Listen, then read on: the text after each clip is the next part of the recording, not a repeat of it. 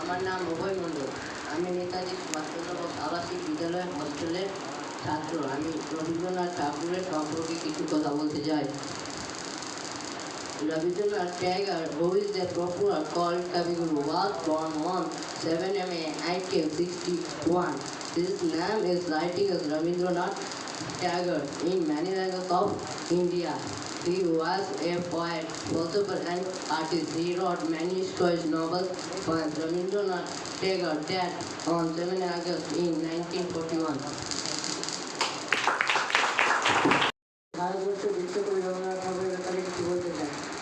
রবীন্দ্রনাথ ঠাকুর একজন মহাকবি ছিলেন। তিনি 1268 সালে 25শে বৈশাখ কলকাতায় দেবেন্দ্রনাথ ঠাকুর ও সারদাদেবী ধরেছেন তার জনগণমন রবীন্দ্রনাথ ঠাকুরের লেখা। তিনি বাংলাদেশের জাতীয় সঙ্গীত রচনা করেছেন।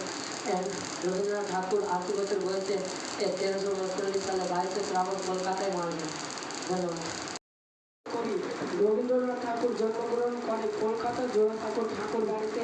রবীন্দ্রনাথ ঠাকুরের জন্ম তারিখ 1268 সালের 25শে বৈশাখ। রবীন্দ্রনাথ ঠাকুর একজন লেখক ছিলেন। 1913 সালে ইংরেজি গীতাপতি ব্যাখ্যা গ্রহণের জন্য রবীন্দ্রনাথ 22শে শ্রাবণ রবীন্দ্রনাথ ঠাকুর কলকাতায় মারা যান। তিনি জোড়াসাঁকো ঠাকুর বাড়িতে দেবেন্দ্রনাথ সারদা দেবীর ঘরে 25শে বৈশাখ 1862 সালে জন্মগ্রহণ করেছিলেন। তিনি গীতাঞ্জলি নোবেলের কাব্যের জন্য নোবেল পেয়েছেন। তিনি ভারতবর্ষে জাতীয় সঙ্গীত লেখেন। তিনি রবীন্দ্রনাথ ঠাকুর মহাত্মা গান্ধীকে মহাত্মা গান্ধী উপাধি দিয়েছিলেন। রবীন্দ্রনাথ ঠাকুরের মৃত্যু হয় 1348 22শে শ্রাবণে কলকাতায়। ধন্যবাদ।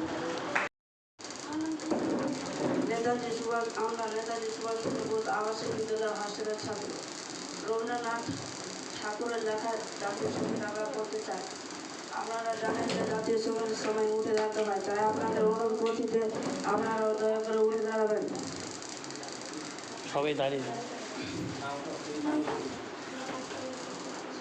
জনগণ মন অধিনায়ক জয় হে ভারত ভাগ্য বিধাতা, पंजाब सिंधु गुजरात मराठा द्राविड़ उत्कल बंग सिंधु हिमाचल যমুনা গঙ্গা উচ্চল জলধি তরঙ্গ, তব শুভ নামে জাগে তব শুভ আশিস মাগে, গাহে তব জয় গাথা গণ গণ মন অধিনায়ক ভারত ভাগ্য বিধাতা, জয় হে জয় হে।